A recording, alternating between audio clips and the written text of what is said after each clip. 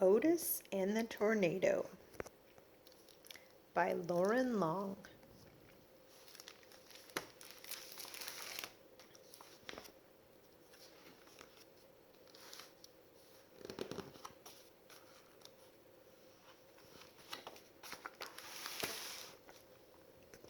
Life was calm on the farm where the friendly little tractor named Otis lived. It was summer. The sun shined bright, the birds chirped, and after all the work was done, Otis and his friend, the little calf, liked to play.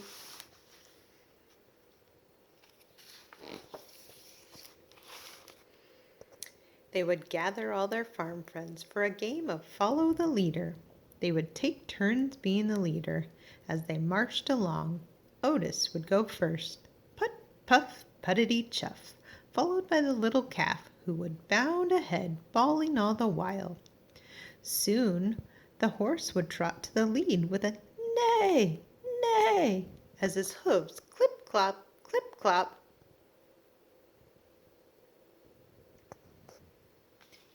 Finally, the ducks would waddle to the front with a chorus of quack, quack, quack, quack. They all followed the leader, up by the apple tree, around the barn, down the rolling hill, past Mud Pond, beyond the cornfield, across the meadow, and along the banks of Mud Creek. What a fun crowd they were! Everyone was so friendly except...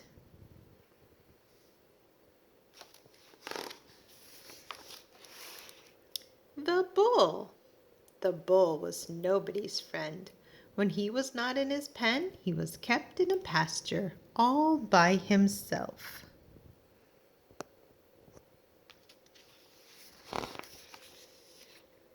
If any of the other farm animals got close, the bull would stand at the fence and snort and snarl and huff hot air. Suddenly, with a burst, he would run back and forth along the fence. Then he would stop and glare at them like a statue, never moving a muscle except to flare his nostrils. The bull did not like anyone, and everyone was afraid of him.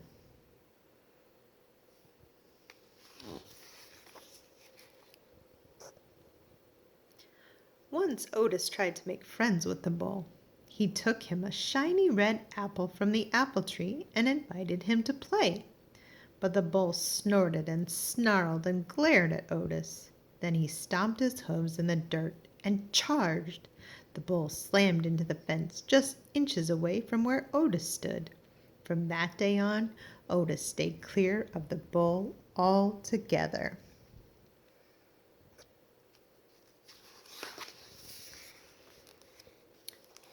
One day, the farm skies began to swirl and turn dark. The winds blew and the rain came down. The animals in the barn grew restless and jittery. The skies tumbled and turned and tumbled. Otis didn't mind the rain, but there was something different about this storm that he could feel deep down in his pipes. All at once, the wind stopped blowing. Not even a breeze, and the rain disappeared. The sky turned a strange shade of green, and the farm fell completely still. The only sound Otis heard as he puffed toward the barn was the farmer shouting in the distance, "It's coming fast! Get down in the cellar!" The farmer was in such a hurry that he had no time for the animals. What was all the fuss about? Otis wondered. Then he turned and saw something that rattled his frame and shook his fenders. A tornado.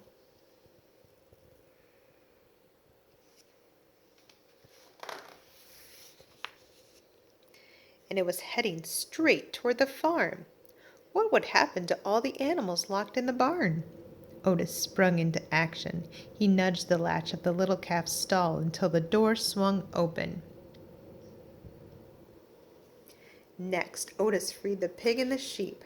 The winds howled closer. He stretched to unlatch the horses and the cows' doors at the same time. Click-clack! The animals were free. They followed Otis out of the barn and into the swirling winds. They followed him down the rolling hill, past Mud Pond, beyond the cornfield, across the meadow, over the bank, and down into Mud Creek.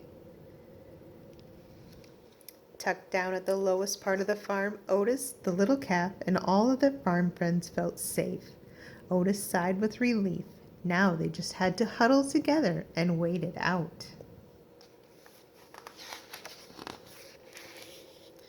But just as they squeezed close and tight, Otis heard an awful bellowing cry, the sound of a large creature in trouble. The bull! He was locked in his pen. From the safety of Mud Creek, Otis saw the tornado speeding in the terrified animal's direction.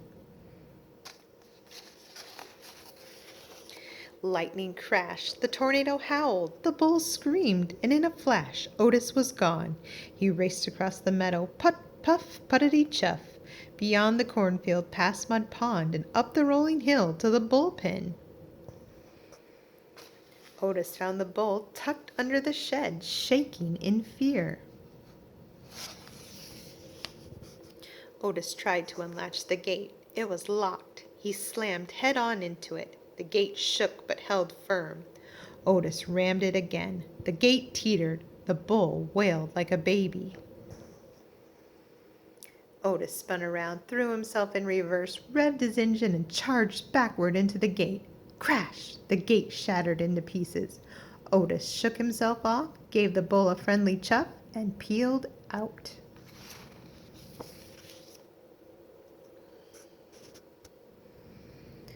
The bull followed Otis down the rolling hill, past Mud Pond, and beyond the cornfield. The tornado roared like a freight train as they crossed the meadow, and just as Otis and the bull dove for cover over the bank and into Mud Creek, the tornado touched down, narrowly missing them.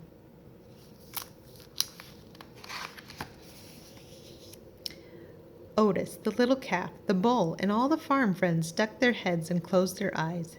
They'd never heard such a fury or felt such a rage, but they were all safely tucked down in the muddy creek's bed at the lowest part of the farm, and they stayed huddled there until long after the tornado had passed. They came out only when it was calm and the sun shined bright and the birds began to chirp. They found a farm that needed great repair. But when the work was all over and it was time to play, the farm friends discovered they had a new playmate. This one snorted and stomped his hooves in the dirt. He flared his nostrils and huffed hot air, but instead of a snarl and a glare, he wore a happy grin and a friendly gaze as he took his place in line with Otis and the little calf in a grand game of follow the leader. The end.